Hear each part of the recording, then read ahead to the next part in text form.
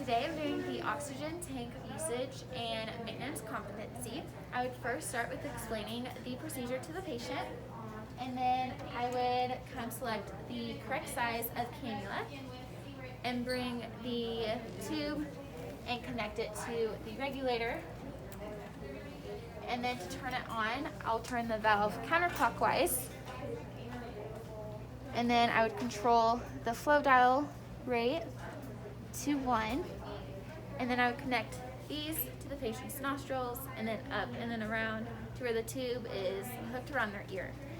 And then I would take it off them when they're done, and to turn it off, I'll turn the valve clockwise and then bring this back down to 0. And then take off the tubing. And then to check the oxygen rate, I would turn on the valve, read the gauge, and then turn it off.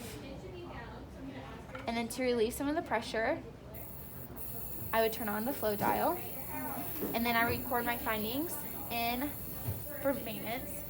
And then some indications of the oxygen tank would be for a patient who is pregnant, who has asthma, COPD, and then some concerns would be if you drop the tank, that wouldn't be good, and giving the patient too much.